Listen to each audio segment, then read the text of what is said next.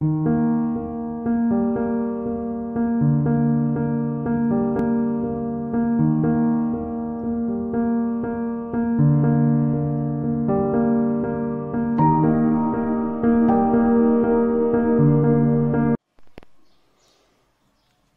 Commerce कट्टा या YouTube चॅनलवरती मी सर्व विद्यार्थ्यांचं स्वागत करतो।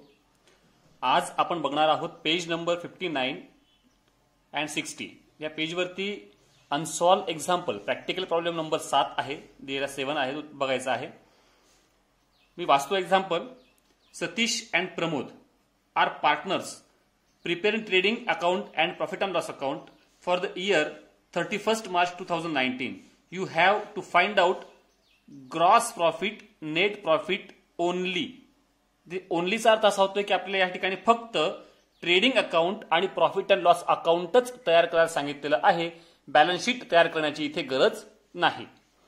कारण ते सांगितलंच नसल्या कारणाने आपण तयार करायची आवश्यकता नाहीच आहे, बरोबर। म्हणजे हे या ठिकाणी क्लिअर करून घ्यायचं, या ठिकाणी तयार करायचं आहे फक्त आणि फक्त ट्रेडिंग अकाउंट आणि प्रॉफिट अँड लॉस अकाउंट, हे दोनच अकाउंट्स तिथे तयार करायचे आहेत।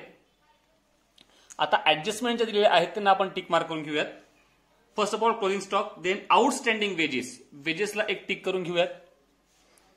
नंतर आहे provision for bad debts, bad debts पण आहे आणि आरडीडी पण आहे। म्हणजेच या ठिकाणी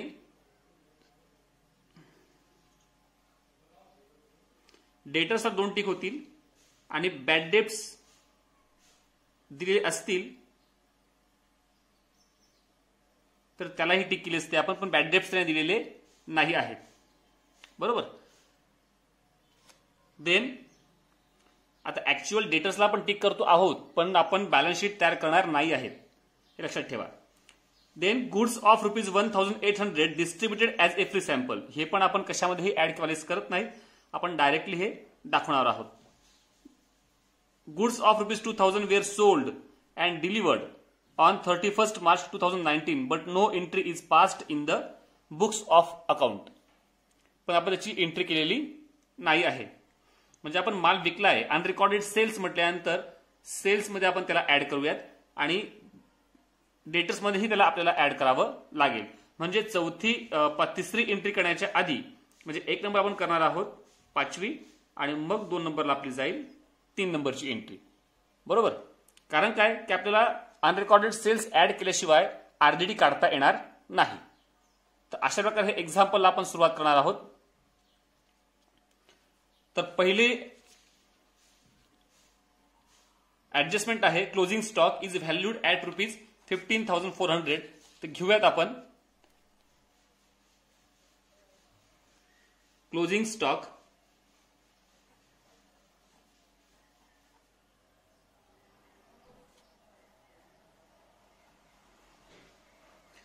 क्लोजिंग स्टॉकची अमाऊंट आहे ₹15,400।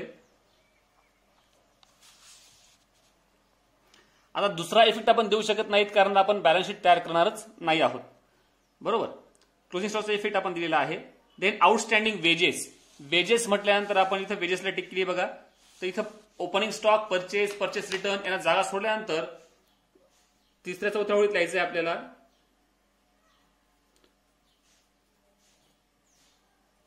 To wages inner column ₹1,000। Then outstanding म्हटल्यानंतर आपण काय करतो, add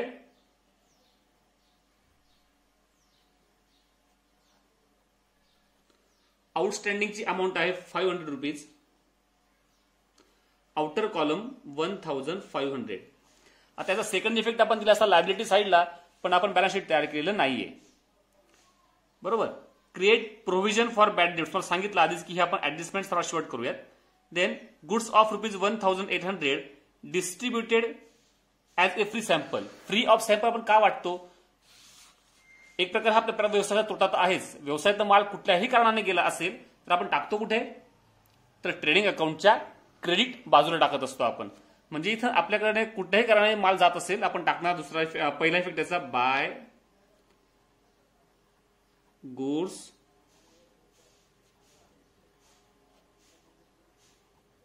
distributed as a free sample 1800. बरोबर. आणि दुसरा इफेक्ट, आपल्याकडनं माल जातोय म्हणजे आपला तोटा आहे, म्हणून आपण घेणार त्याला प्रॉफिट अँड लॉस अकाउंटच्या डेबिट्स बाजूला. इथे म्हणायचं आहे टू ऍडव्हर्टाइजमेंट. असं का म्हणतो आपण त्याला?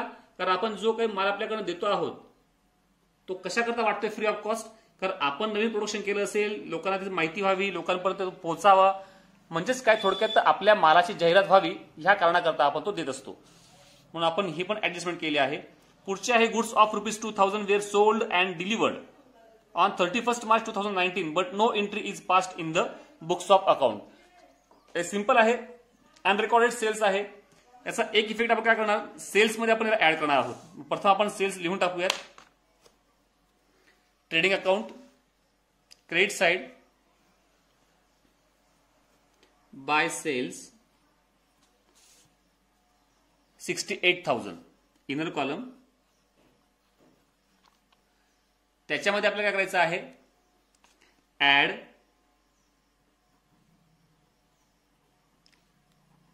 अनरेकॉर्डेड.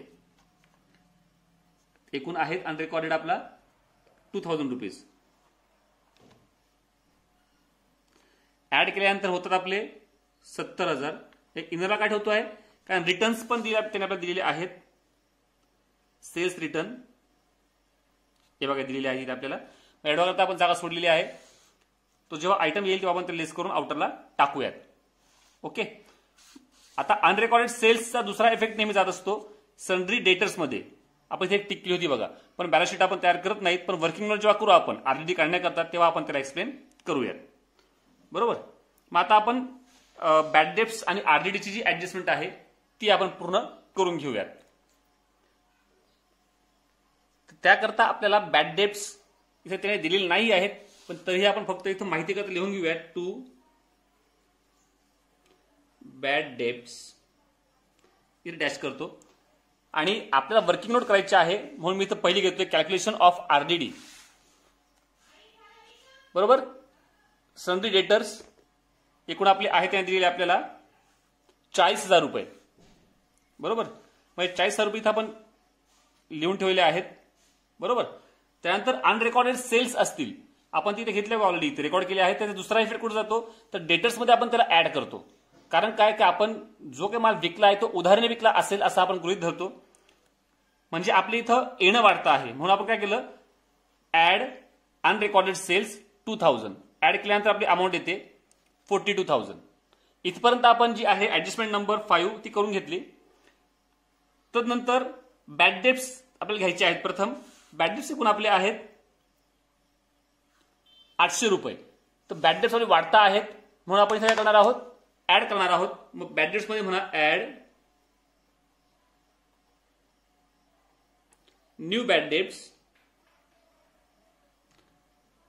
₹800. आणि इथे आपण काय करणार, डेटर्स मध्ये आपण काय करणार, add new bad debts ₹800. Bad debts आपले ऍड केल्यानंतर आपली अमाऊंट येते ₹41,200. बरोबर. हे आपण वर्किंग नोट का करतो आहोत, कारण आपल्याला आरडीडी काढायची आहे आणि आरडीडी आपण काय करतो, बॅड डेट्स मध्ये आपण ऍड करतो. तेवढ्या करता फक्त आपल्याला हे करावं लागणार आहे वर्किंग नोटसाठी. आणि मग जी काही आपली अमाऊंट आता आलेली आहे ह्या अमाऊंट वरती आपल्याला दिलेल्या टक्केवारीनुसार आरडीडी काढायची आहे. टक्केवारी किती आहे, तर 3% आपल्याला आरडीडी काढायची आहे. मग 3% आरडीडी काढतोय आपण ₹81,200 वरती, लेस न्यू आरडीडी ऍट 3%. मग ती 3% किती येते त्याच्याकडे तुम्हाला काय करावं लागेल, 41,200 गुणिले 3/100. मग याचं उत्तर येतं 1,236. एवढ्या करता आपण ही वर्किंग नोट केलेली आहे. मग इथं घ्या 1,236 आणि वजा केल्यानंतर अमाऊंट येते आहे 39,964. आपल्याला ही अमाऊंट पाहिजे होती, कारण काय आपल्याला इथं बॅड डेट्स मध्ये आपल्याला नवीन आरडी जी असणार आहे ती ऍड करावी लागेल, कारण आपलं पैसा बुडतो आहे किंवा आपला बुडीत पैसा वाढतो आहे. मग add new RDD 1,236 old RDD दिलेली आहे का एकदा चेक करून घ्यायची आपल्याला. इथे कुठेही ओल्ड आरडीडी दिलेली नाही, म्हणून डायरेक्टली आपण यांची बेरीज आउटर कॉलम मध्ये टाकूयात. 2036 रुपये. बरोबर. आपण हे फक्त वर्किंग नोट टाकून दिलेली आहे, म्हणजे आरडीडी आणि बॅड डेप्सची ही ऍडजस्टमेंट आपली संपलेली आहे. अशा प्रकारे जवळपास सर्वच ऍडजस्टमेंट संपलेले आहेत. क्लोजिंग स्टॉकचा इफेक्ट दाखवला आहे, वेजेस पण दाखवलेला आहे, बॅड डेप्स आणि आरडीडी पण दाखवलेला आहे, डिस्ट्रीब्युटेड गुड्स डिस्ट्रीब्युटेड ऍज ए सॅम्पल पण क्लिअर आहे, आणि 2000 रुपयाचा आपण अनरेकॉर्डेड सेल्सचाही हिशोब क्लिअर झालेला आहे. आता बघणार आहोत आपण जे जे काही पोस्टिंग आहे आपलं ते प्रथम करून घेऊयात. प्रथम आहे स्टॉक. स्टॉक 8700 रुपये, म्हणजे हा ओपनिंग स्टॉक आहे. ट्रेडिंग अकाउंट डेबिट साइड म्हणायचं आहे टू ओपनिंग स्टॉक 8700 रुपये. नंतर आहे परचेसेस 18300 रुपये टू परचेसेस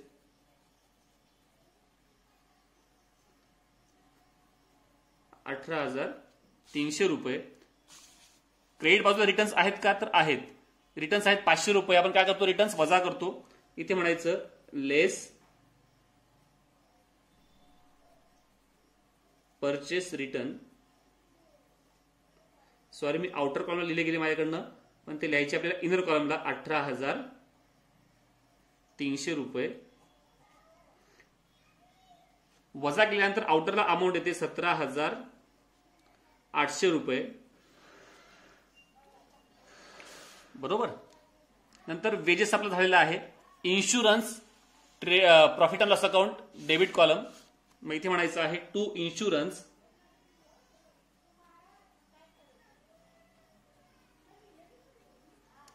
इन्शुरन्सची अमाऊंट आहे 800 रुपये.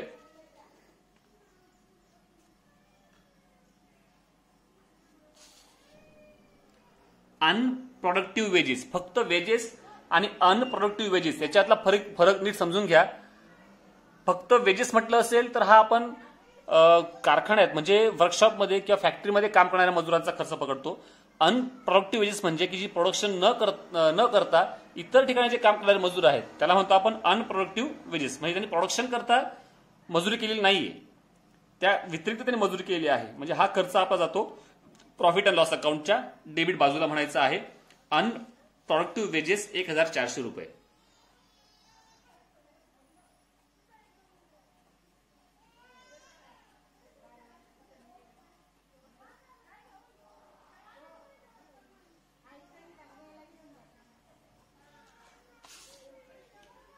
Where house rent.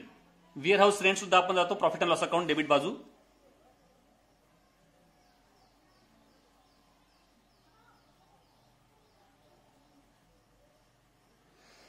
Wear house रेंटची amount आहे 600 रुपीज. देन कॅरेज आउटवर्ड हा सुद्धा आयटम जातो आपला profit and loss account debit side to carriage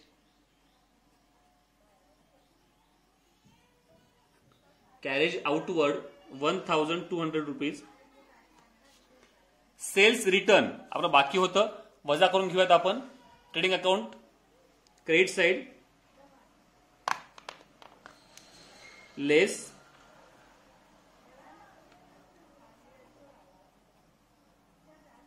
return आपले आहेत एकूण 600 रुपये. आउटरला येतात 69,400 रुपये. Then export duty. Export duty म्हणजे आपल्याला माल एक्सपोर्ट करण्याकरता, म्हणजे प्रोडक्शन तयार आहे आपलं आणि मग आपल्याला त्याच्यावरचा एक्सपोर्टचा टॅक्स भरावा लागतोय, कर भरावा लागतोय, त्याला म्हणायचं export duty. Profit and loss account debit side to export duty. Amount आहे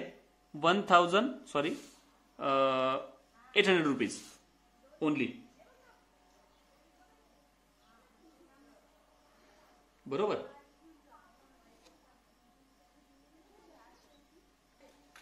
एक्सपोर्ट ड्युटीची अमाऊंट माझ्याकडे चुकीची घेतली गेली होती, ती अमाऊंट आहे 1400 रुपये. इथे घेऊयात आपण तिला 1400 400 रुपये. आणि नंतर आहे कस्टम ड्युटी. कस्टम ड्युटी हा आयटम जातो आपला ट्रेडिंग अकाउंट डेबिट साईडला म्हणायचा आहे. Custom duty to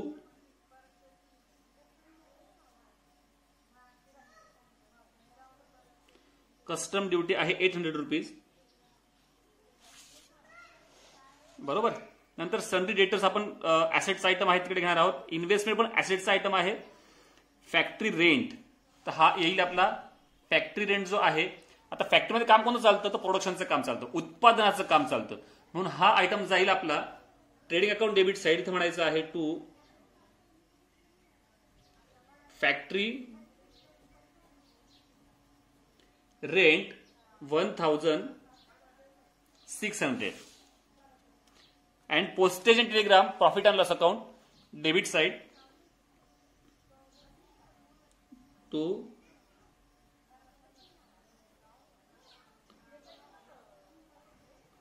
postage and telegram 400 rupees.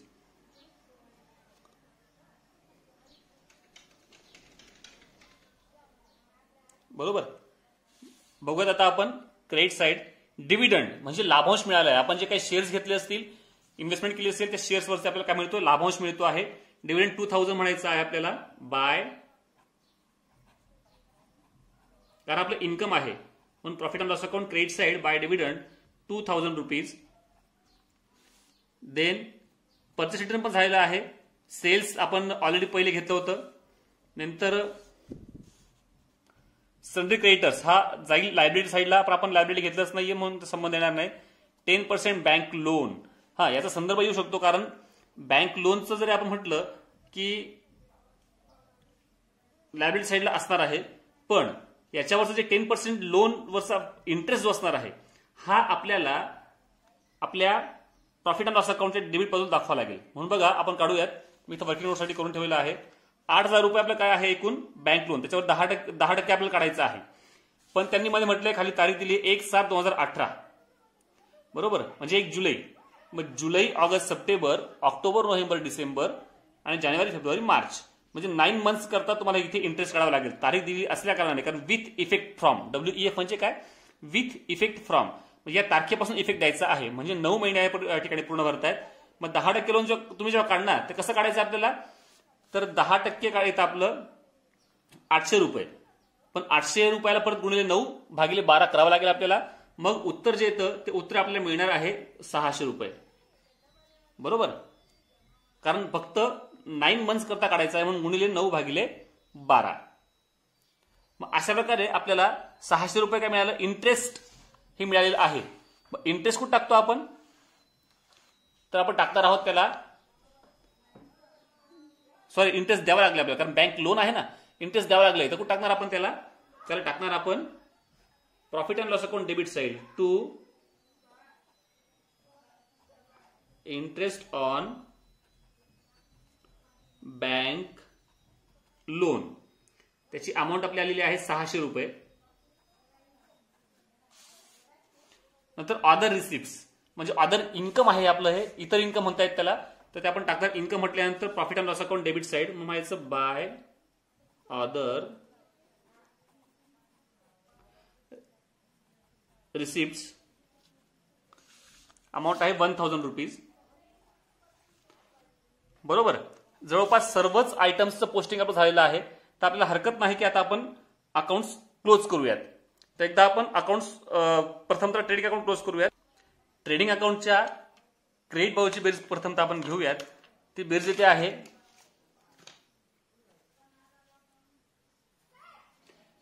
Credit बाजूची बेरीज आहे 86,200 रुपये आणि डेबिट बाजूची बेरीज येते 30,400 रुपये आणि हे वजा केल्यानंतर उत्तर येतं 56,200 रुपये. म्हणजे आपल्याला जीपी जो आपल्या बरोबर येतो आहे 56,200 रुपये. म्हणजे क्रेडिट बाजूची बेरीज जास्त आहे तर त्या बाजूची बेरीज लिहून टाकूयात 86,600 रुपये. इथे लिहूयात 86,600 रुपये आणि आपल्याला ग्रॉस प्रॉफिट मिळाला आहे 56,200 रुपये. मग इथं म्हणायचं टू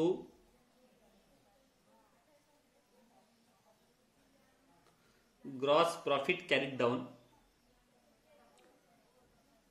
56,200 रुपये.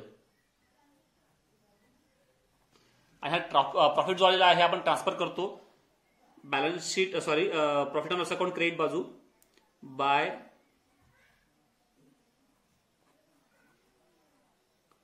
Cross profit brought down 56,200. आणि या ठिकाणी आपल्याला नेट प्रॉफिट शोधायचा आहे. तर आपण बघूयात. प्रथम क्रेडिट बाजूची बेरीज येते आहे 59,200 आणि डेबिट बाजूची बेरीज येते आहे 10,236 रुपये. वजा केल्यानंतर अमाऊंट आली पाहिजे 48,964. म्हणजे याही ठिकाणी क्रेडिट बाजूची बेरीज जास्त येते आहे, ती लिहून टाकूयात. 59,200 आणि 59,200.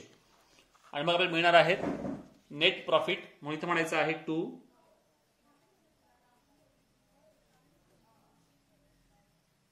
Net profit carried down. पार्टनर्सची नावं आहेत सतीश अँड प्रमोद.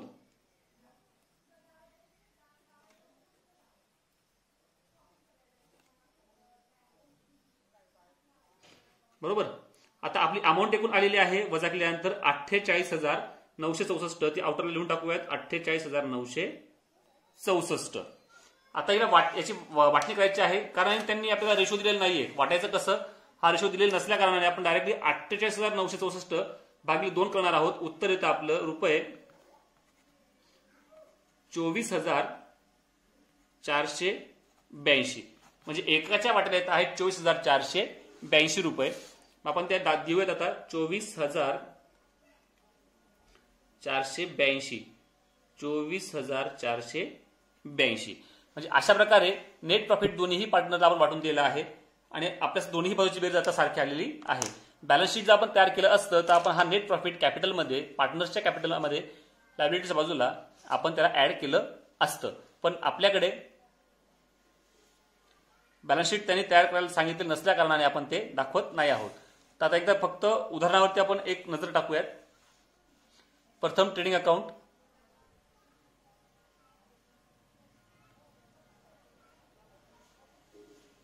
नंतर प्रॉफिट अँड लॉस अकाउंट,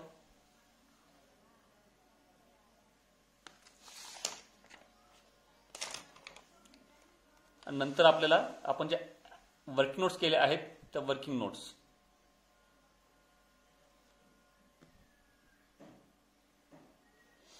आता अशा प्रकारे आपलं हे एक्झाम्पल पूर्ण झालेलं आहे. सर्वांनी स्वतः एक्झाम्पल सॉल्व्ह करून बघायचं आहे. धन्यवाद.